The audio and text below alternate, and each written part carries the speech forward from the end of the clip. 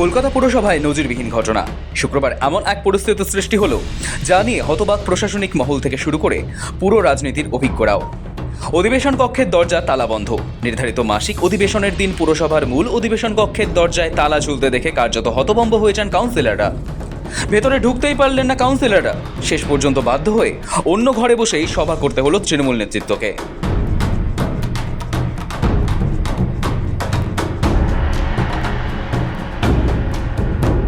শুক্রবার সকালে নির্ধারিত সময়েই পুরসভায় পৌঁছেছিলেন কাউন্সিলররা। নিয়ম অনুযায়ী মাসিক অধিবেশন হওয়ার কথা ছিল মূল সভাকক্ষে, কিন্তু সেখানে গিয়ে দেখা যায় ঘরে তালা দেওয়া রয়েছে।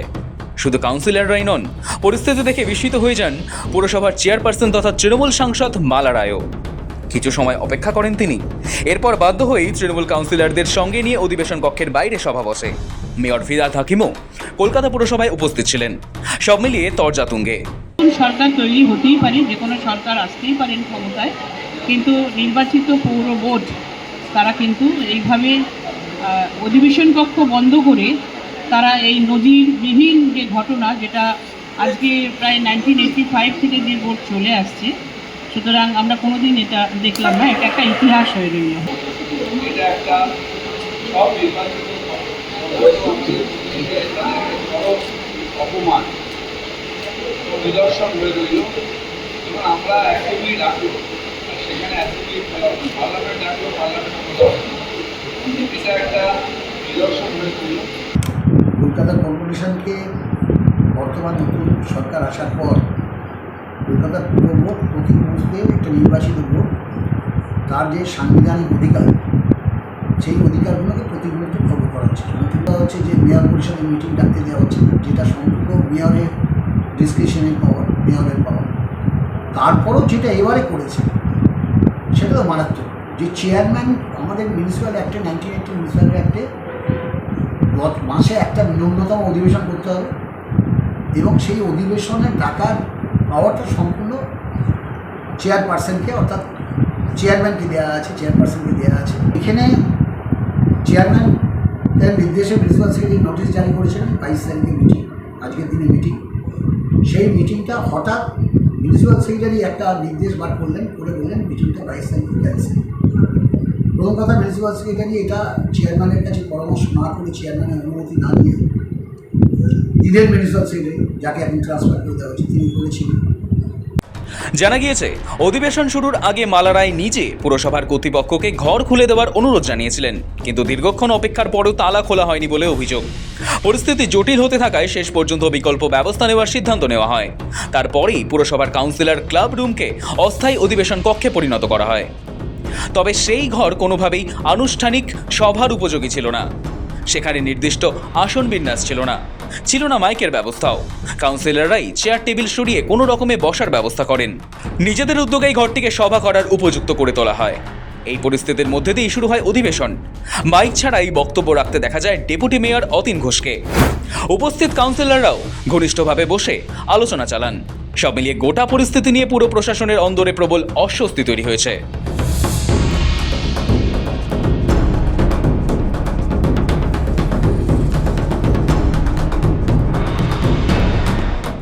রাজ্যে পালা বদলের পর থেকে কলকাতা পুরসভাতেও শুরু হয়েছে ডামাডোল। মেয়রের পদ থেকে কি ফিরহাদ হাকিম পদত্যাগ করবেন, সেই জল্পনা চলছে পুরসভার অন্দরে। এসবের মাঝেই শুক্রবারের ঘটনাকে কেন্দ্র করে পুরো রাজনীতিতে শুরু চাপানুতোর। শুক্রবার পুরসভার মাসিক অধিবেশন হওয়ার কথা ছিল। আগেই বাতিল হয়েছিল মেয়র পরিষদের বৈঠক। পুরসভার মাসিক অধিবেশনও স্থগিতাদেশ নির্দেশ দেওয়া হয়। এদিকে কলকাতা পুরসভার সচিব বদল করেছে রাজ্য সরকার। কলকাতা পুরসভা নিয়ে একের পর এক কড়া সিদ্ধান্ত নিচ্ছে রাজ্য সরকার। সচিব পদেও রদবদল হয়। এসবের মাঝেই শুক্রবার দুপুরে কলকাতা পুরসভায় বৈঠকের জন্য হাজির হন তৃণমূল কাউন্সিলররা। কিন্তু পুরসভায় দেখা গেল চূড়ান্ত নাটক। দেখা গেল কলকাতা পুরসভার অধিবেশন কক্ষে তালা বন্ধ। আর যেখানে নির্বাচিত বোর্ড রয়েছে, সেখানে যদি সেই বোর্ড নিশ্চিতভাবে ওনারা বিধানসভায় দিতে এসছে, মানুষ ম্যান্ডেট দিয়েছে, কিন্তু এখনো তো পুরো পরিষেবা এই পৌর বোর্ড দিচ্ছে, তাহলে এত তড়িঘড়ি করার কি খুব প্রয়োজন ছিল? কলকাতার মানুষ যারা এই পরিষেবাগুলো থেকে বঞ্চিত হচ্ছেন, কারণ পুরসভায় যদি মাসিক অধিবেশন না হয় তাহলে কিন্তু আইনি সংকট তৈরি হবে। As per the Kolkata municipal corporation act 1985, সেই অনুযায়ী যে পরিষেবা দেওয়ার বেসিক জায়গাগুলো, সেগুলো নিয়ে সংকট তৈরি হলো। সেই সংকট তৈরি যারা করছে, কলকাতার মানুষ তো সকলেই দেখছেন, মানুষের উপরে মানুষকে এত বোকা ভাবার কোনো কারণ নেই। কি কারণে অধিবেশন কক্ষ বন্ধ রাখা হয়েছিল তা নিয়ে উঠছে নানান প্রশ্ন। যদিও বিজেপি বিধায়ক তথা কাউন্সিলর সজল ঘোষ বলছেন, পুরসভা তৃণমূলের পার্টি অফিস বা ফিরহাদ হাকিমের বৈঠকখানা নয়, এখানে নিয়ম মেনে অধিবেশন ডাকা হয়। শুক্রবার সকালে তৃণমূল কাউন্সিলরদের নিয়ে আয়োজিত সভা প্রসঙ্গে এভাবে ফুঁসে উঠলেন বিজেপি নেতা সজল ঘোষ। এই সভাকে বেআইনি বলে ব্যাখ্যা করেছেন তিনি। এখানে হাউস ক্যান্সেল হওয়াটা একটা রেগুলার অ্যাফেয়ার্সে গত বছর কয়েক ধরে চলছে, আমি দেখে আসছি 10 বার, হতে পারে কম বেশি, হাউস ক্যান্সেল হওয়ার কথা দেখেছি। আপনাদের মাধ্যমে জানতে পারি এখানে একটা মকারি চলছে। হাউসের কতগুলো রুল আছে, কমিশনারের, সেক্রেটারি তাদের পারমিশন নিয়ে, তাদের অথরিটি নিয়ে হাউস করতে হয়। আমি জানি না সেটা ছিল কি। এটা পার্টি অফিস নয়, এটা ববি হাকিমের ওই স্যান্ডো গেঞ্জি আর লুঙ্গি পরে শুয়ে থাকা বৈঠকখানা নয়। এটা নেতাজির অলঙ্কৃত করা, দেশবন্ধু চিত্তরঞ্জন দাসেদের অলঙ্কৃত করা কলকাতা পুরসভা, কারোর বাপের জমিদারি নয়। সহজ কথা, কোট আনকোট। অ্যাটেন্ডেন্স হলো কিনা জানতে পারলাম না। রাজ্য সঙ্গীত মমতা ব্যানার্জির সৃষ্টি।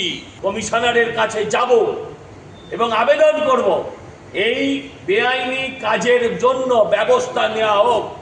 তাতে যদি এই পুরো বোর্ড ভেঙে দেওয়া হয় আমাদের কোনো আপত্তি নেই। 3 থেকে 77 হতে এমনি আমাদের পুরনো স্বভাব, আর বেশি দিন লাগেও না। কলকাতা পুরসভার আইনটা সজলের মুশকিল হচ্ছে, সজল তো বিজেপির প্রতিনিধি হিসেবে বলেছে, ও কাউন্সিলর হিসেবে কথাটা বলেনি। ও জিতেছে, ওর মধ্যে একটা আলাদা আবেগ, একটা উন্মাদনা থাকবে, স্বাভাবিক। আমি সজলকে বলবো, সজলের বাড়িতেও বইটা আছে 1980 কলকাতা মিউনিসিপ্যাল কর্পোরেশন অ্যাক্ট, ও বইটা পড়ে দেখে নিক, পেজ নাম্বার 92 থেকে 94। সেখানে পুরো পাওয়ারটা এক্সারসাইজ করা আছে একমাত্র চেয়ারম্যানের উপরে। এটা সজল জানে না তা না, জানলেও হয়তো ইচ্ছা বলতে পারবে না। স্বাভাবিকভাবে ও একটা রাজনৈতিক দলের প্রতিনিধিত্ব করে, ওকেও রাজনৈতিক দলের কথা বলতে হবে, সেই জায়গায় দাঁড়িয়ে ও বলেছে। কিন্তু আমার মনে হয় যে এটা করে আসলে কলকাতার মানুষের নাগরিক ফেসিলিটি, সিভিক ফেসিলিটি থেকে বন্ধ করে। বোর্ডের সময়সীমা আছে ডিসেম্বর অবধি। তার আগে যদি মনে করেন, তখন তাদের হাতে সংখ্যাধিক্য, মানে রাজ্য সরকার রয়েছে, তারা যদি মনে করেন বোর্ড ভেঙে দেবেন, ভেঙে দিন। কারণ তো কেউ, যদি তারা মনে করেন যে আনডেমোক্রেটিক পদ্ধতিতে বোর্ড ভেঙে দেবেন, সেটা তারা ইমপ্লিমেন্ট করুন।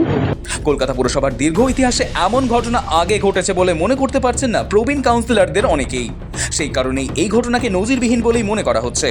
সাম্প্রতিক রাজনৈতিক অস্থিরতার আবহে পুর প্রশাসনের এই ঘটনা নতুন করে বিতর্কের জন্ম দিল। সব মিলিয়ে নির্ধারিত সভাকক্ষে তালা ঝোলানোর ঘটনা শুধু প্রশাসনিক বিভ্রাট নয়, বরং তা কলকাতা পুরসভার অভ্যন্তরীণ পরিস্থিতি নিয়েও একাধিক প্রশ্ন তুলে দিল। সৌভিক চ্যানেলের রিপোর্ট, সময় কলকাতা।